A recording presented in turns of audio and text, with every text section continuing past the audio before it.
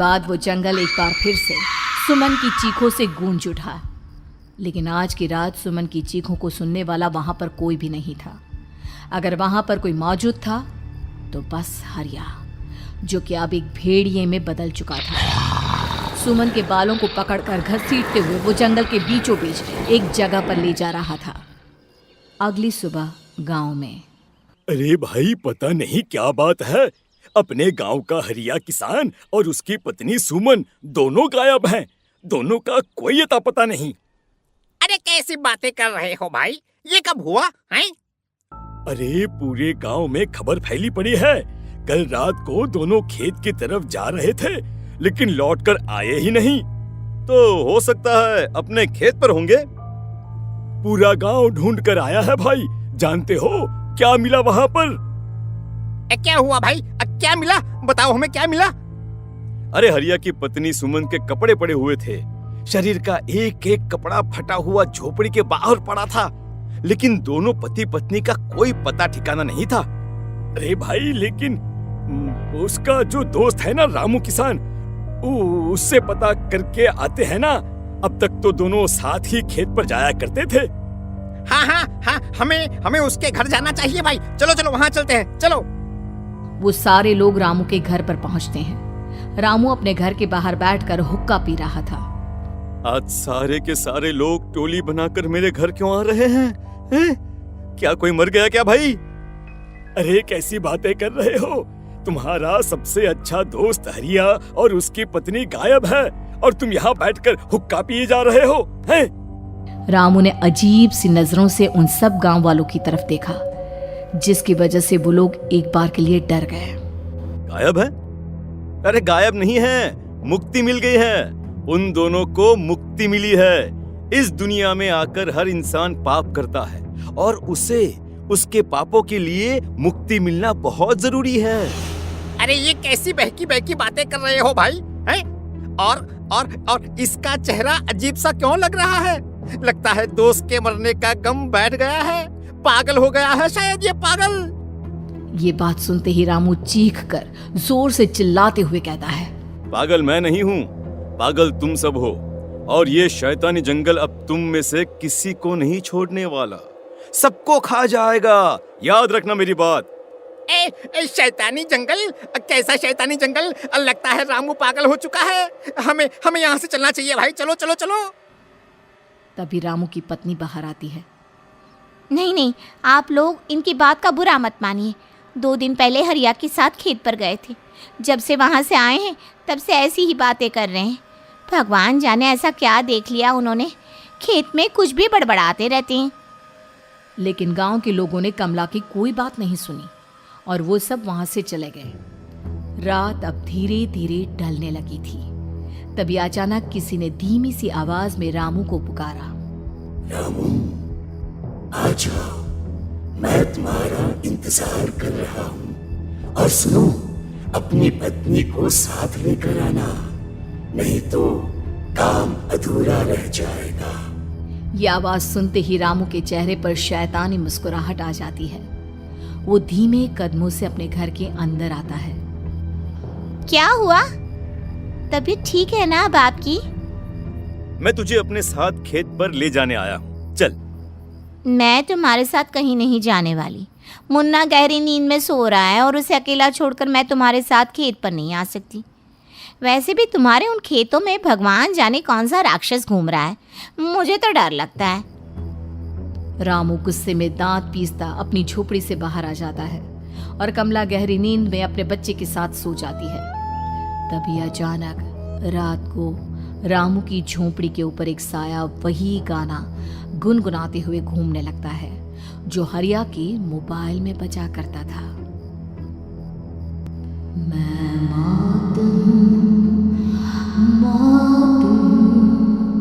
मौत जो पसरी है चारों ओर, जो आएगी कहीं से भी निगल जाएगी सबको।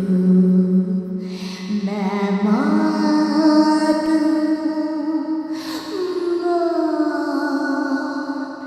अब मैं छोड़ूंगी नहीं।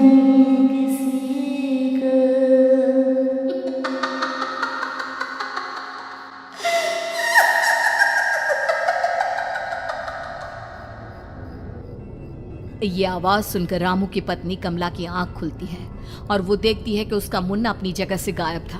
कमला चीखते हुए बाहर दौड़ कर आती है। वहां पर उसने देखा कि रामू ने अपने बच्चे को झोपड़ी के बाहर एक पेड़ से उल्टा लटकाया हुआ था और उसका बच्चा चीख चीख कर रो रहा था। वहीं दूसरी तरफ एक साया बच्चे के ठीक नीचे आग जलाकर उसके चारों तरफ हैवानों की तरफ नाच रहा था।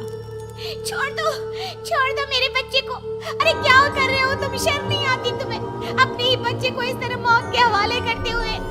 अपना बच्चा? किसने कहा ये मेरा बच्चा है?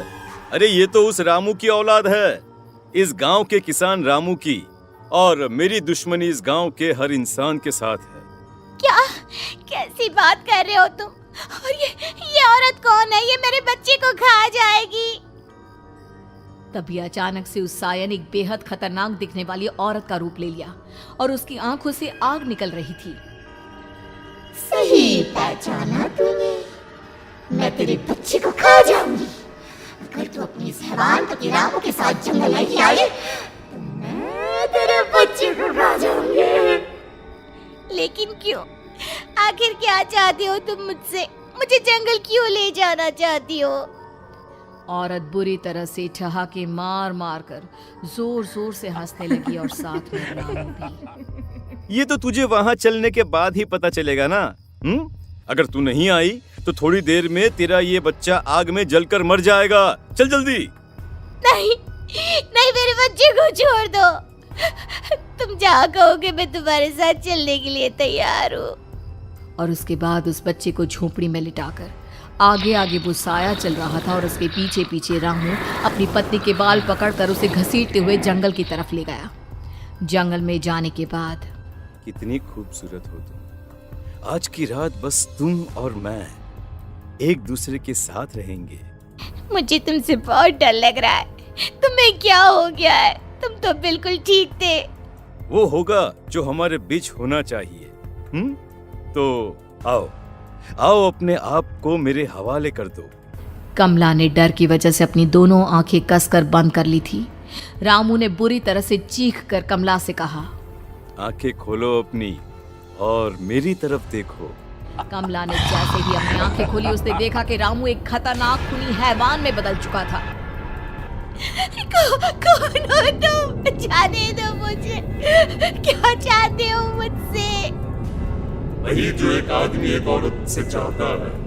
मैं तुम्हारा पति रामू नहीं बल्कि इस जंगल का एक भेड़िया हूँ और आज की रात तुम्हारे खून से अपनी प्यास बुझा जाऊं। और उसके बाद वो जंगल कमला की दर्दनाक चीखों से गूंज उठा।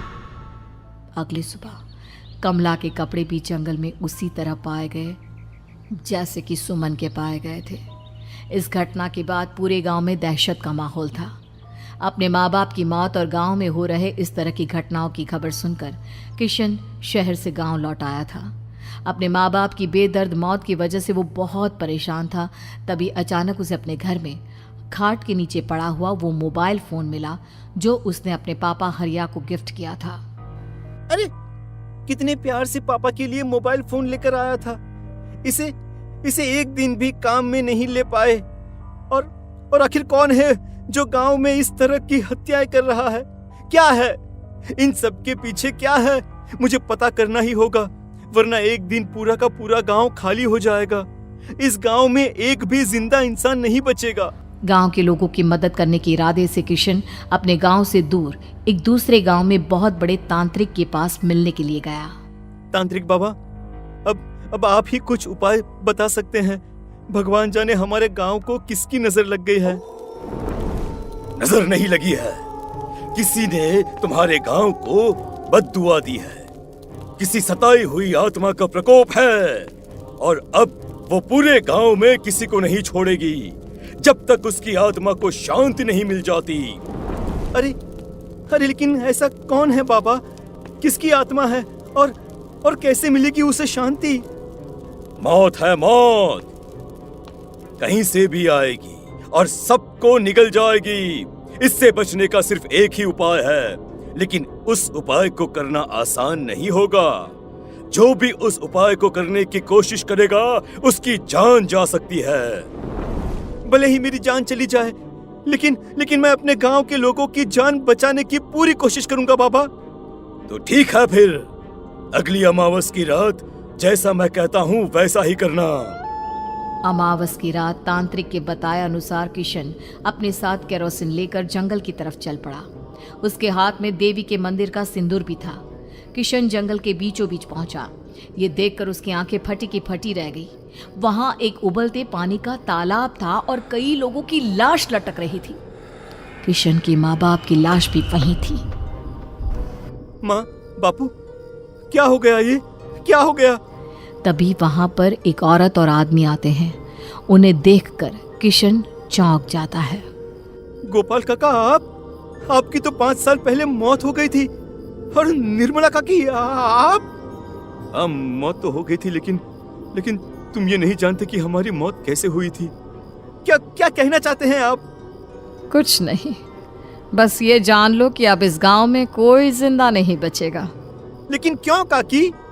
क्योंकि 5 साल पहले इन गांव वालों ने मुझे डायन बताकर पत्थर मार मार के मार डाला। मेरी कोई गलती नहीं थी। गांव का एक बच्चा क्या लापता हुआ, सारा इल्जाम मेरी पत्नी पे डाल दिया। और जब मैंने निर्मला की जान बचाने की कोशिश की तो मुझे भी मार डाला। आपके साथ ये बहुत गलत हुआ काकी, लेकिन आप जो कर रहे हैं वो भी सही नहीं है ना? तुम यहाँ से चले जाओ वरना तुम भी नहीं बचोगे। हमारी आत्मा पिछले 5 साल से मुक्ति के लिए भटक रही है। चले जाओ यहाँ से। मौका देखकर किशन सिंदूर उन दोनों के ऊपर डाल देता है। उनका शरीर जलने लगता है और वो भयानक तरीके से चिल्लाने लगते हैं।